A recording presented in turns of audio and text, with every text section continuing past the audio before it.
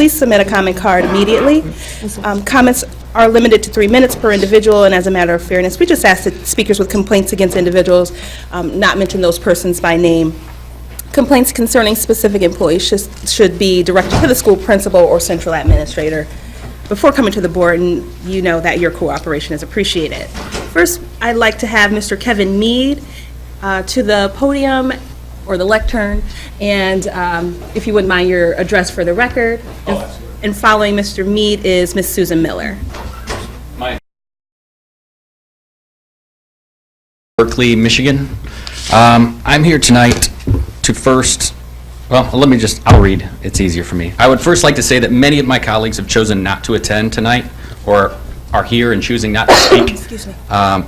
because they fear retaliation from their administration. My response to them when they tell me that is, I'm here for the kids. I'll put them first before I put my needs first, and in this case, this is what I'm doing.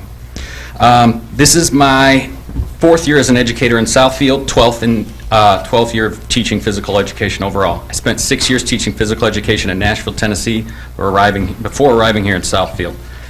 In Nashville, we had 2 to 3 days of content area specific professional development per year. We were always led by an administrator who had some background knowledge of our subject area and often provided us with resources to use within our classes. In Southfield, I've been exposed to one single physical education professional development led by an administrator, and it was the least professional development I've ever been a part of. We were actually released an hour early. With that said, I'm here to address the curriculum that the physical education department has been asked to create during our half-day professional developments. I'd like to first state that we have not had any administrator give any specific detail or guidance on what they want to be in a curriculum or even the steps to create a curriculum. I've never done this before. Anytime I've had a question, I had to ask our PD coordinator, who is just another teacher, who never had the answer for me because they have to go to an administrator to get the answer. So when we meet a month later, I would get my answer. That's a lot of wasted time, no work being done. After our first professional development meeting, I spoke with my significant other, Lindsay Taco, spelled the same way as Mr. Toko, she pronounces it Taco, who has a master's in physical education. She teaches in Bloomfield Hills Public Schools at Way Elementary, is currently helping write the district's PE curriculum. They're in year 3 of their development. They're still going on to next year. They're in year 4 of their development. She was able to provide me with an abundance of information regarding curriculum developments, such as where to start, steps to take, and what should be included. In Southfield, someone created a curriculum template, gave it to our coordinator, and we're supposed to have that completed in roughly 12 hours or 5 meetings. We're being asked to complete a curriculum in 5 meetings or 12 hours. It's frustrating to have to point out the obvious, however, this is what's needed. We as teachers need better direction from our administration when it pertains to professional development, or in this case, any direction at all. I don't feel that this district is really interested in developing me professionally as a physical educator as much as they're interested in looking good to the public. Having a curriculum to show and having a curriculum are 2 very, very different things. This is the template that we were asked to work on. This is a year-long curriculum. This is a 2-week bowling curriculum that was given to me for free for a program that I had. Assessments, everything. You can look at, this is a curriculum, and this is for 2 weeks. This is what we were asked to produce in, for the year. To me, there's a huge difference in what we're asked to do and what we're needing to do. And when I compare our school district to Bloomfield Hills, I understand it's not a direct comparison by any means. But that does not mean that we can't treat our children and push our children to be what they are in Bloomfield Hills. And right now, that they're going to be much healthier, competent learners. Your health means more than anything. You can be as healthy or unhealthy as you want, but you'll never learn if you're unhealthy. You won't. And in my opinion, we're lacking that here because I'm still called Jim. Doesn't matter how many times I say physical education, it's still called Jim, and that bothers me. And I appreciate you allowing me to go over my 3 minutes. This is something I'm passionate about. I would love to continue to work on this, but I would like to work on it in a correct form, not a hastily put together form. Thank you. Thank you, Mr. Mead. Your insight.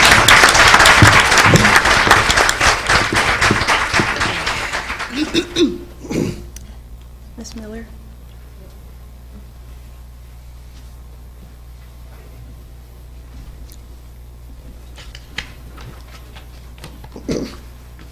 Susan Miller, Southfield.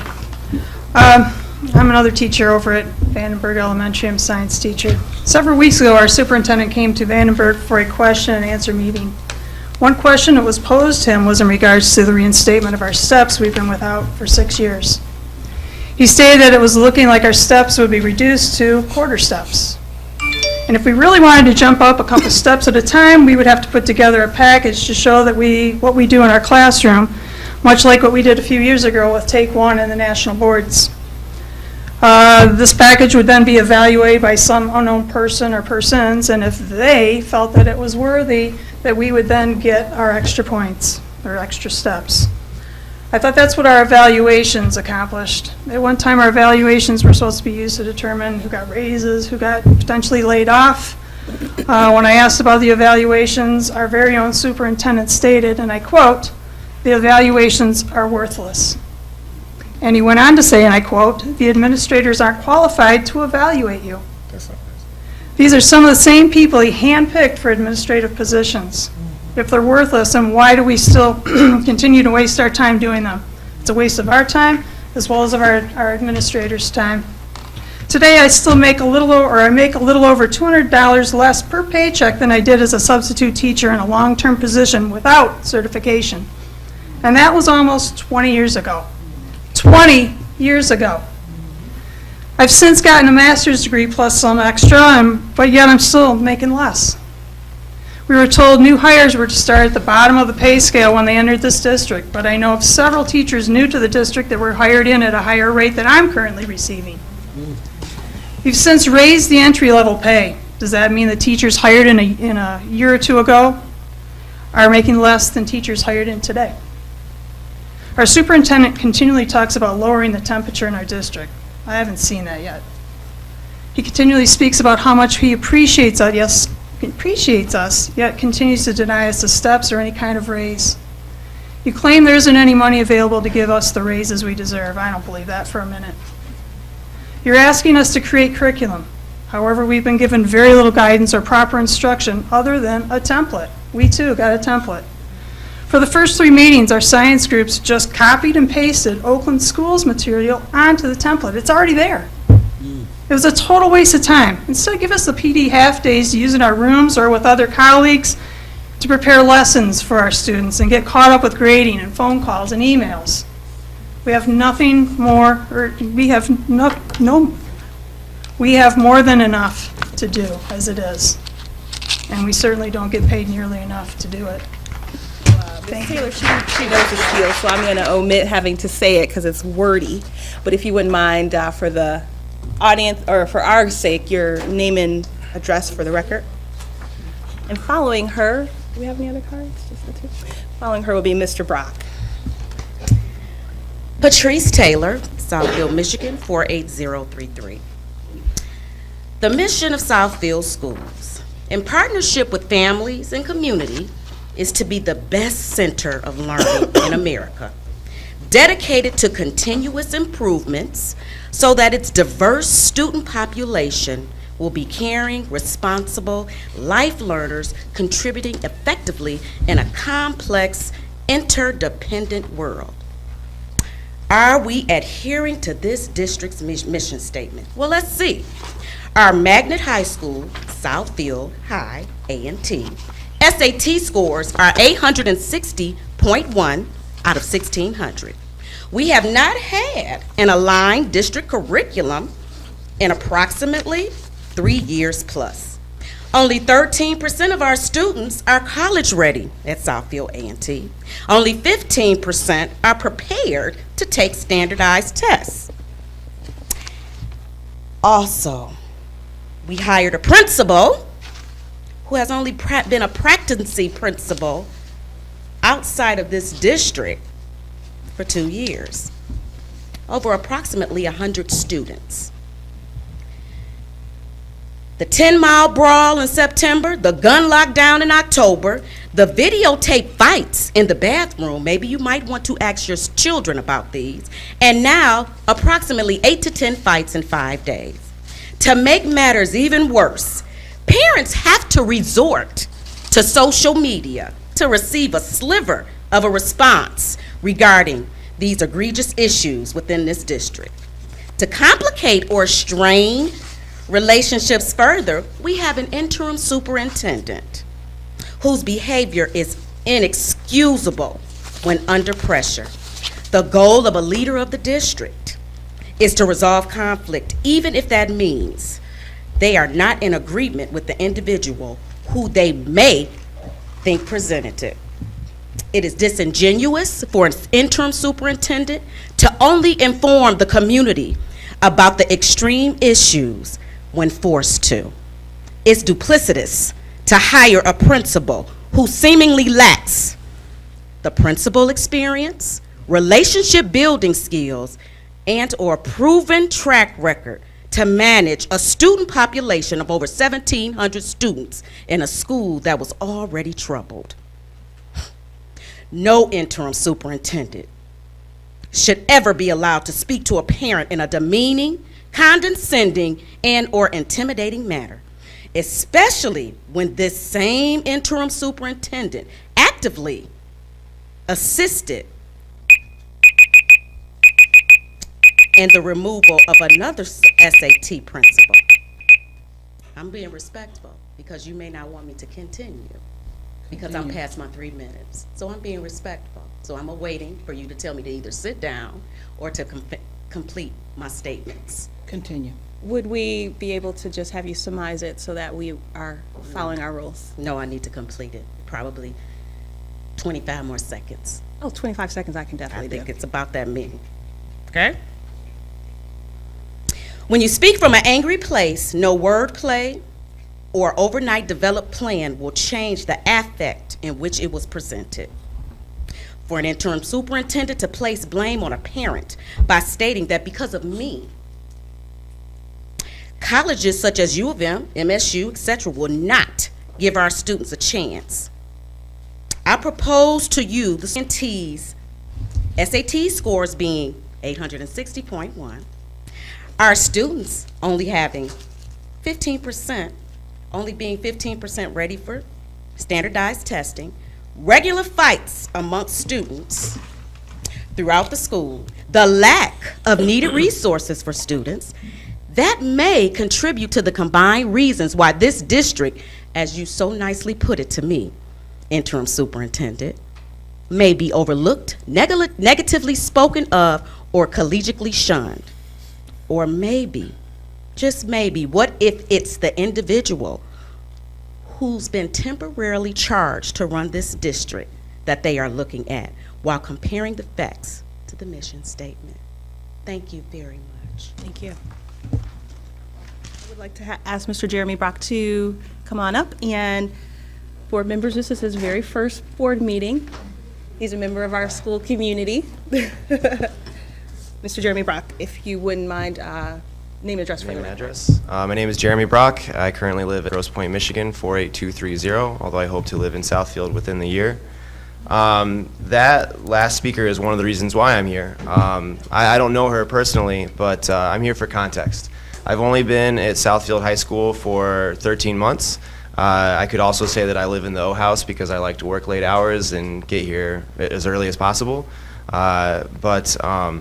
I'm here because working in schools is complicated work, as you know, and I don't envy you for the job that you have to do, but I want to know more about it. So I'm really appreciative for my first meeting to have learned a lot from the people who spoke, the people who were willing to stay after a 40-minute closed session, which I'll be here every meeting in the future, and so if that continues to be a thing, then I'll complain about it and recommend you do it after public business, because that was kind of bogus. But I don't know if that's regular or not, and I don't know what you were talking about. But I'm in a weird spot because education is in a weird spot, and so there are a lot of contradictions.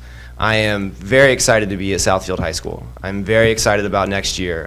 Dr. Lopez paid to send myself and a colleague, Miss Monique Williams, to a training for something called Link Crew, and it's going to be amazing for our freshmen. I love freshmen. I'm that weirdo that really likes freshmen, really wants to work with the freshmen, and I believe this program is going to be huge for hopefully preventing some of the behaviors that we're seeing lately. Unfortunately, while I was at that training is when one young man was assaulted outside of my classroom, and if I had been there, I would have been the one to stop it. So again, contradiction. I could have been there and sit and helped that boy, but I was at this training that I hope will help more people in the future. So again, I'm excited about that, but I'm also scared. I was at Mumford High School for 5 years. I watched the EAA destroy perfectly good schools by removing administrators who knew it was up, by removing teachers who really cared about those communities and replacing them with carpetbaggers like me who came from a rural district, just wandering whatever. I hope to put down roots at Southfield. I hope to stay here. And again, I have really high hopes. There are amazing people who are willing to stay late for these meetings. There are those who were here earlier. They're great colleagues at my school. But there are also a lot of people who are absolutely terrified, afraid to speak their minds about what they see as problems, because we have really crazy evaluations with this Charlotte Danielson language that some people really don't understand. We have people who are just brokenhearted. I have a couple of colleagues who I don't expect to see back next year, and that scares me as well, because I've seen that turnover at Mumford before. I've seen a lot of great colleagues go on to what they consider brighter pastures or just be done with it. And again, I have really high hopes for the future, but I'm also a really privileged person that I can have those hopes and keep pushing through. But I left a school I loved in Mumford as well because I was broken. So I just, I'm going to be here, and I just wanted to say hi. I don't have any specific fired up, maybe someday I'll come back later and yell at you, and maybe someday I'll come back and have better praise and specific great things to share. But I just wanted to say thank you for what you do, and know that things are scary, but things are good, and it's complicated, and you know that, and I hope to get to know all of you as well if you're regulars, and I hope that you can fill me in on what I'm missing, for sure. Okay, thank you. Thank you, Mr. Brown. Go. Yvette Ware Duvall, 288 Southfield, Michigan, 48034. I have 3 children. 2 are at university, 1 at MacArthur. My concern this evening is the announcement that Bernie University will be partnering or consolidated with university, so they'll become a 6 through K. So for my other 2 children that are in university, it was a great step for them at that time. However, my youngest son, who is at MacArthur, where is he going to go to school if we're fighting like we're fighting at Southfield A&T, and if he doesn't test into university, or even if there's not any seats available? I'm very concerned. So at this point, do I move back to Detroit, where the same chaos is going on in our current high school? And I've been at MacArthur for many, many years. That was one reason why I returned. I appreciate the teachers, the principals. I've been through 3 principals. And the stability was wonderful, but now you all have put a roadblock in my child's education and where they're going to go to school next. So I have roots in Detroit, but I have no problem pulling them up for my last child. I'm glad my other 2 are gone, almost gone. I'm so excited for many, many reasons. But I'm very concerned that you all are taking our school district in the right direction. Thank you.